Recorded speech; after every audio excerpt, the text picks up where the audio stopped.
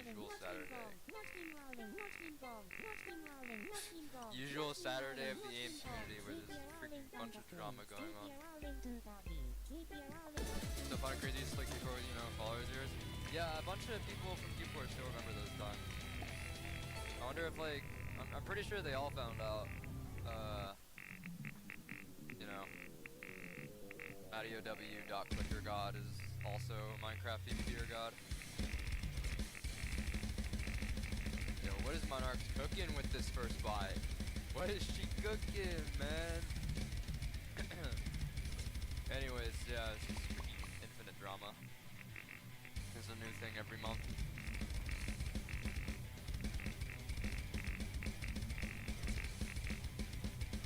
Do you have a good video recommendation since we're better ergonomics? I don't do too much ergo stuff. I don't know what's happened, anything new? No, it's just the usual stuff that's good. I feel like a lot of people, like, people really overreact on the drama of the AIM community because of, like, the fact that we're small still and we interface with a lot of real games. The whale. Yeah, that would, I don't even know if that would count.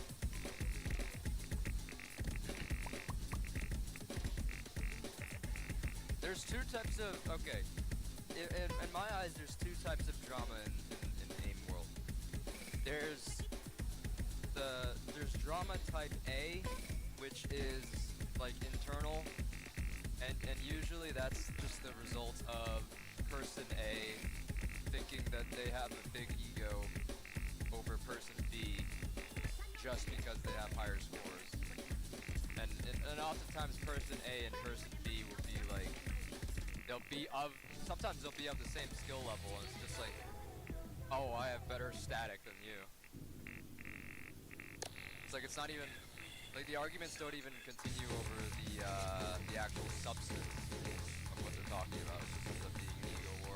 So that's internal. And then the second type of drama that I see is all AIM training to interface with real games. And people constantly hating on AIM trainers.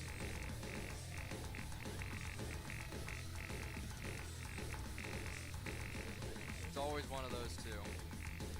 And if it's not, then it's just some other anomaly that really doesn't concern us.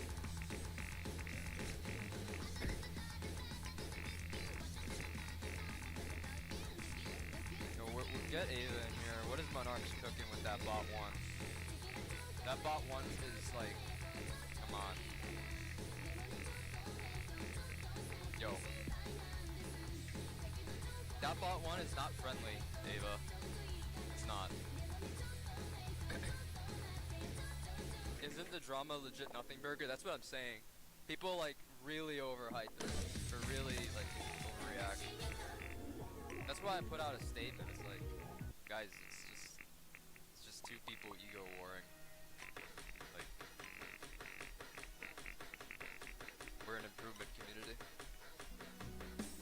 I've got to. Have fun. Good luck with your Manhattan project. Thank you, Biscuit.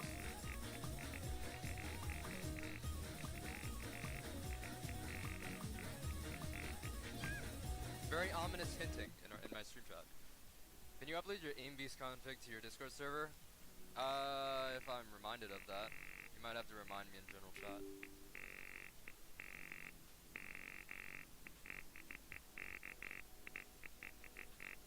Yo, Monarchs. This is, not fun.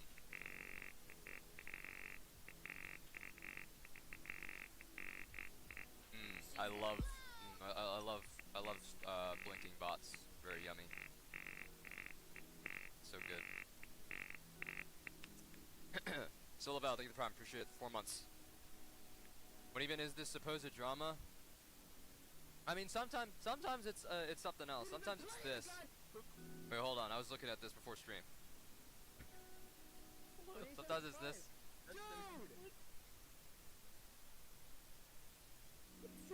Why? They should have just made it where you need to get a certain score on Clover Raw Control before you could even play the goddamn bench. Why the what they make almost all of the scenarios like this. What the fuck is, what are these guys smoking? What are they smoking? Bro! Holy shit. This is super walking over 5 fucking hours before you even play any of the other fucking glitches!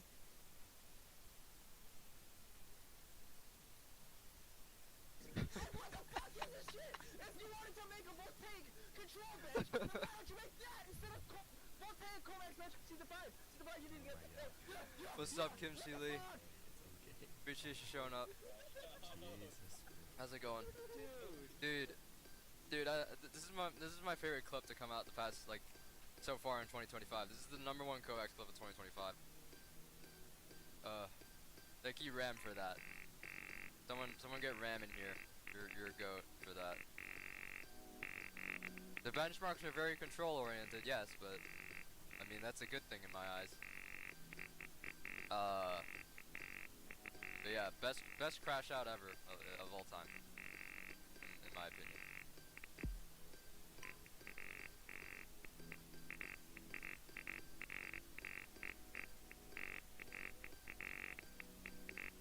I've had my fair share of aim crash outs, but none of them went that hard.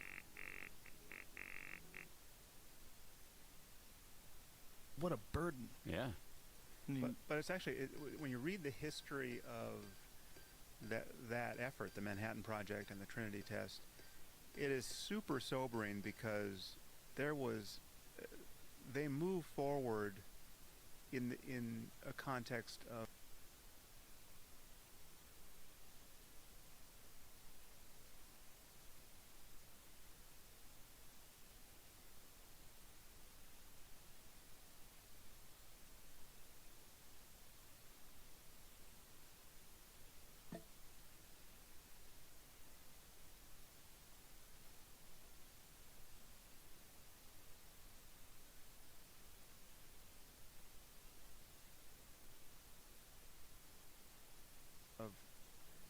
real uncertainty about what was going to happen. I mean, they in terms of the yield of the first bomb, there was a range, I think, of a 100-fold difference of opinion of what they were going to get once this thing went off. And there were some people who still placed some possibility on the prospect of it igniting the atmosphere and just canceling all of life. Right now, they had spent a lot of time to. I mean, they did something like due diligence, where many of them were confident it wouldn't, but that was not without.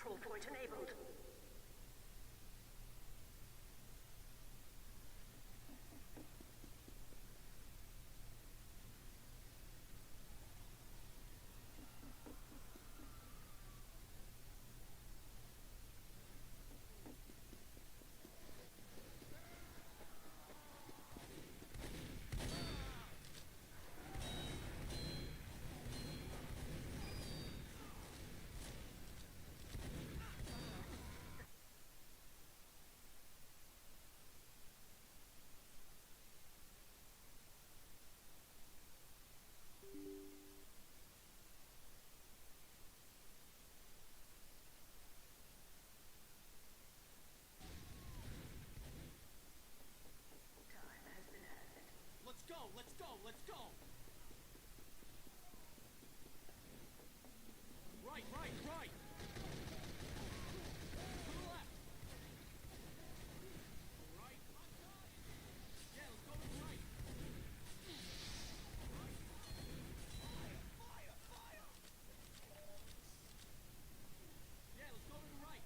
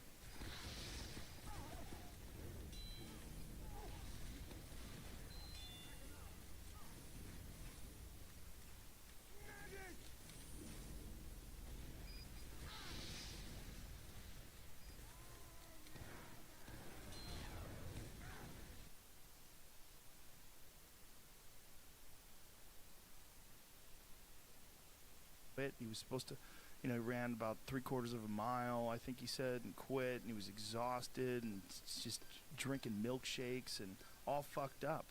And somehow or another decided he's not going to be that guy anymore and went 180 degrees and became this intensely motivated Iron Man. Yeah. Yeah, I was at the race. I saw him at the race where he broke all the bones in his feet, I saw him. I participated in that race. It's the first time I saw him. That's how I met him. And 2007. And, He broke all the bones in his feet? He broke, he was running 100. I was running this race. It was a 24-hour race as a relay team. I was with 4 friends. And the format of the race is, you run a mile, I run a mile, whatever team runs the most amount of miles wins the race. He had no teammates.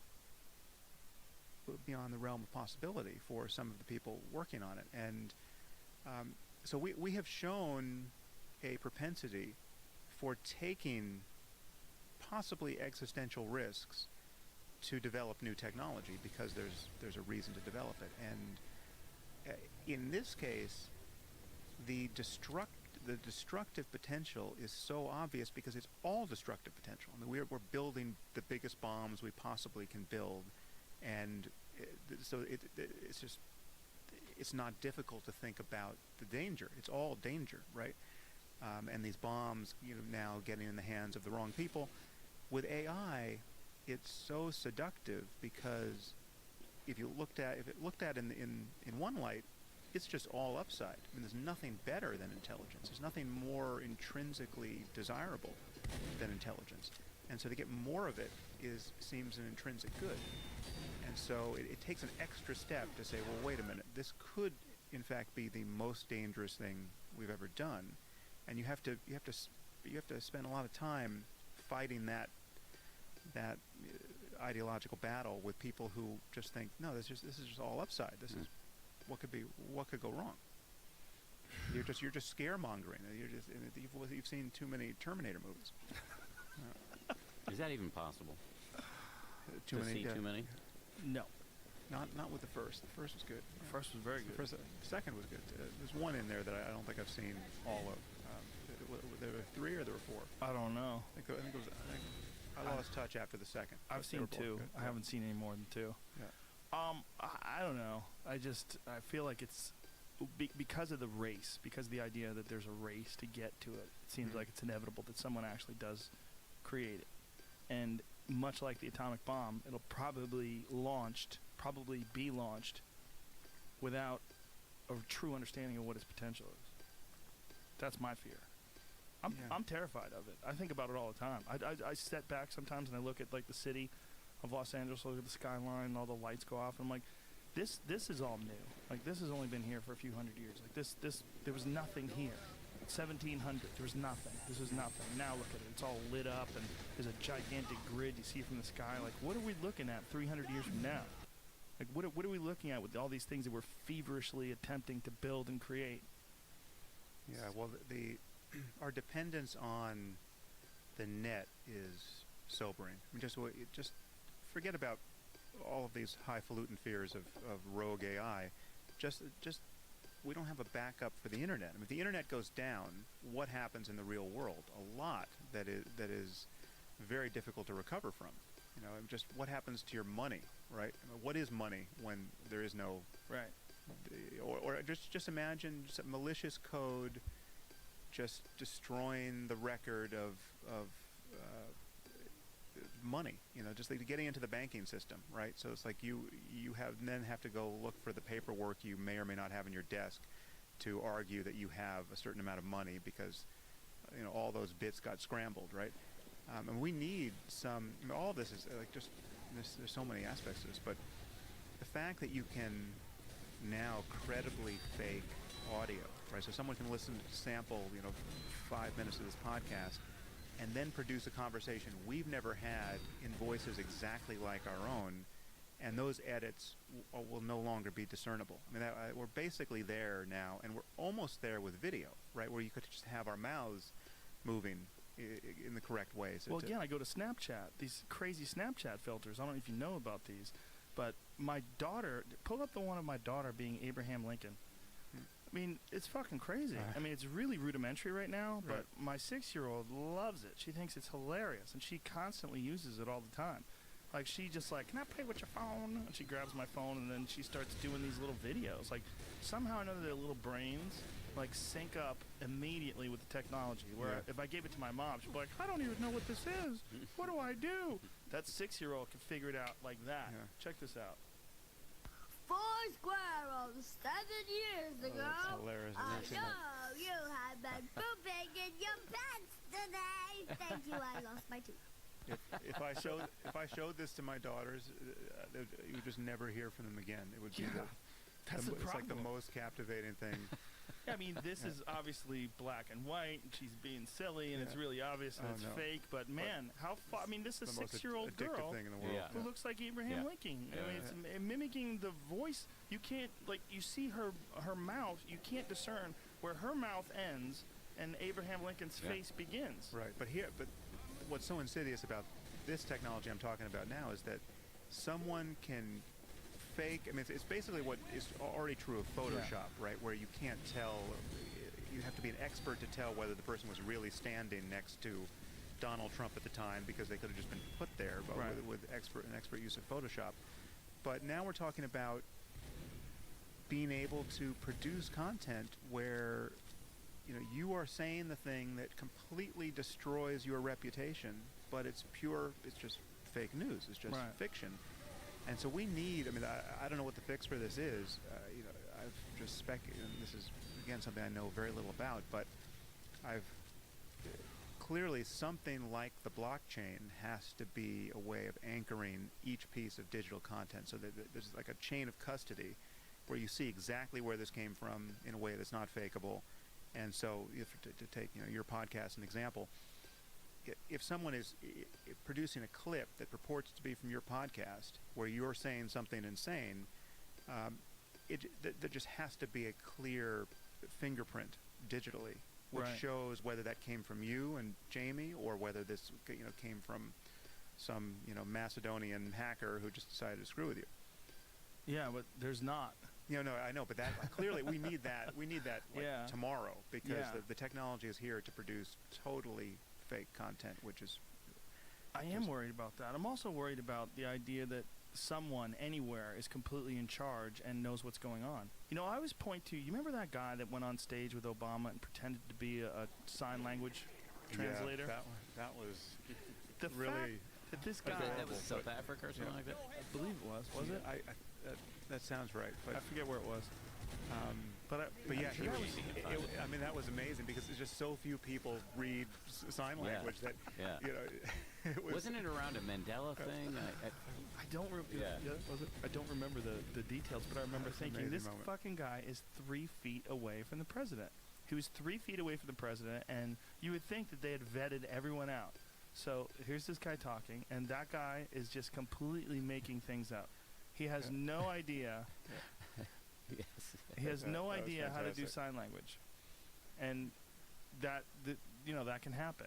There was another instance where a guy had gotten in an elevator with Obama. Yeah, security guard, with a gun. With a gun, Yeah. loaded gun in an elevator with Obama. Nobody screened him. It's just, people aren't really on the ball. There was a bit from my last comedy special about the guy that broke into the White House. About there was a woman guarding the front door by herself, and Right. they had shut the alarm off because it kept going off. So they said, fuck it, just shut it off. And then there was a guy who was on the lawn who was supposed to be, he had canines, supposed to be guarding the lawn. He took his earpiece out to talk to his girlfriend on the cell phone. He had a backup walkie-talkie, because they have a backup one, but he left that in his locker. So it's like all these steps, and this guy just hit the perfect sweet spot where he hopped the fence, ran the whatever 100 yards plus to get to the White House, got to the door. It was unlocked, got through it. There was a girl by herself, threw her to the ground, and just ran through the White House and was in there for 5-10 minutes. And he had a knife, right?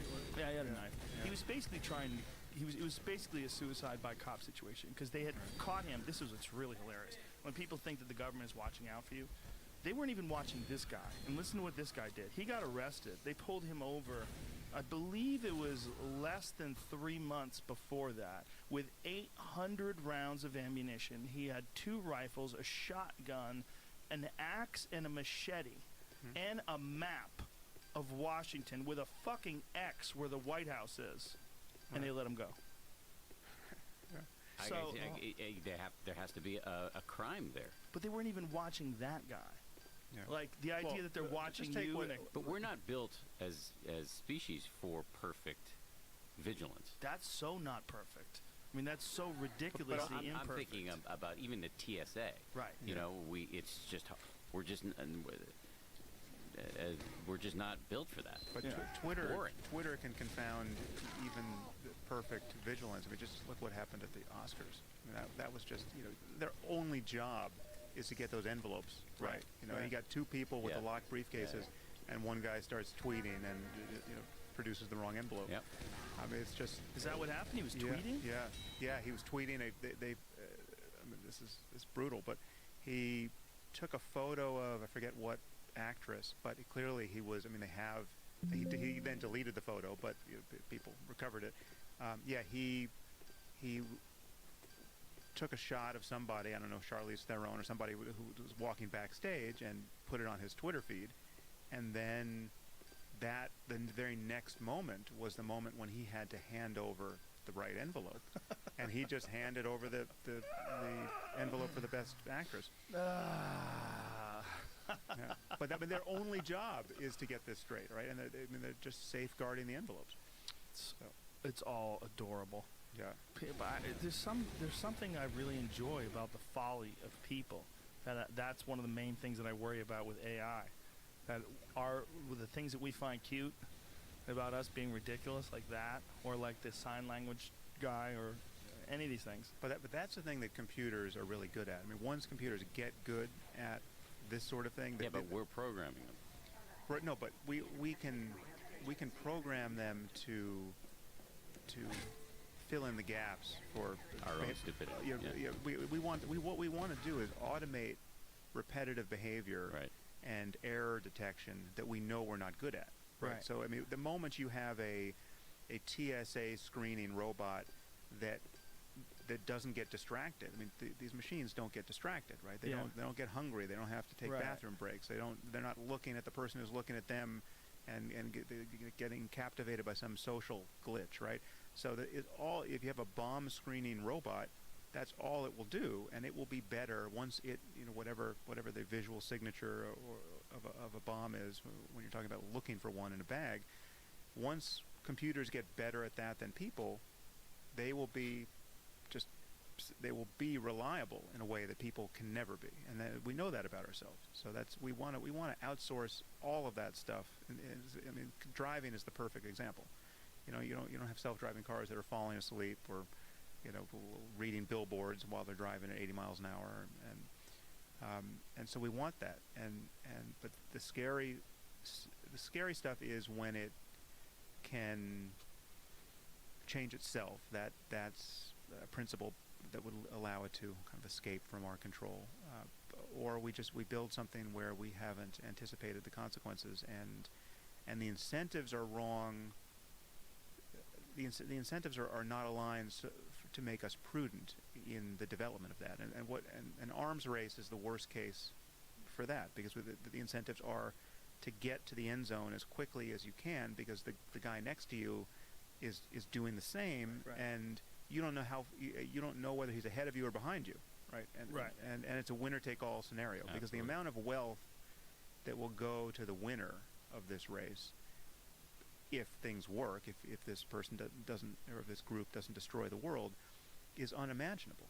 I mean, it's just, we're talking about a level of kind of windfall profits that we just haven't seen in any other domain. Well, a perfect example is the creation of the atomic bomb. I mean, look at 70 years from the creation of the atomic bomb to today, which is literally a blip in human history, just a tiny little blink of an eye. And then the United States emerges as the greatest superpower the world's ever known. And that's going to be directly attributed to those bombs that were dropped in Hiroshima and Nagasaki. I mean, that from there on, that's where everything takes off. When you look at human history, if you look at us from 1,000 years from now, it's very likely that they look at that moment and they go, this is the emergence of the American empire. Yeah, but this is so much bigger than that, because the bombs, the power in the bomb was just just the implicit threat that you might use them if you get pissed off, right? But Right. you can't do anything with the bombs. Here, we're talking about the resource that does everything. We're talking about intelligence. We're talking about the cure for cancer. We're talking about the best virtual reality entertainment. We're talking about I mean, everything that a human being. I mean, once you're talking about general human intelligence and beyond, you're talking about now suddenly having access to the smartest people who have ever lived, who never sleep, who never get tired, who never get distracted, because now they're machines, and the smartest people who have never lived, right? People who are 1,000 times smarter than those people and getting smarter every hour, right? And what are they going to do for you when they're your slaves, right? Because now you're talking about, because you don't have to feed these people, right? Right. They're just working for you. Just like, how powerful would you suddenly be if you had 10,000 of the smartest people in the world working for you full time? They don't have to be fed. They never get disgruntled. They don't need contracts. And they just want to do whatever Joe Rogan wants to do and get done. And you flip a switch and that's your company, right?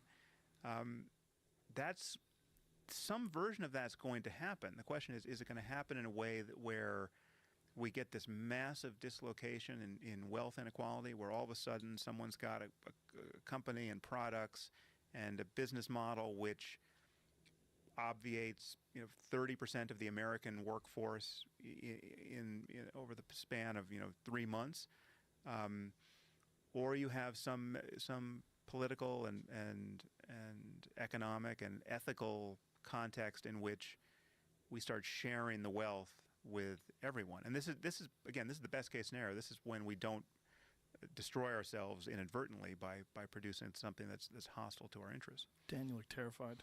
Yeah, no, this is what hanging out with Sam does. I know. Yeah. Just listen. We Yeah. get That's to a why- high spot. We get to a high spot. We get a pitcher of margaritas, and we just watch this whole thing. Yeah. Look, we're not going to make it anyway. No one in this room is going to live forever. When I hang out with Sam, usually his wife's there, so it's like the conversation is a little less Tempered? apocalyptic. Yeah. Yeah. Well, She keeps me grounded. Yeah, it's actually awesome because when she's there, she's like just tooling on him, and he giggles and stuff like that. It's like a completely different Sam than the guy who's being an undertaker here and telling you about how we're all going to die from AI. Yeah, she's she keeps me honest. But I mean, the truth is it's not. I mean, I'm cautiously hopeful. I mean, there's no way to stop. I mean, Right. there's no brake to pull, right? So it's like it's the inevitability you were describing before. Yeah. We're moving toward this thing because intelligence is the best thing in the world. I mean, intelligence is the thing that allows us to solve every problem we have or don't know we have. I mean, we're continually discovering new problems. And the question is, what are we going to do? There's some global pandemic arrives, and the challenge is, do you find a vaccine for this thing or not, right? Only intelligence solves that problem for us. We either have the data and we can't interpret it. We have to design the experiments to get the data, and there's no question of us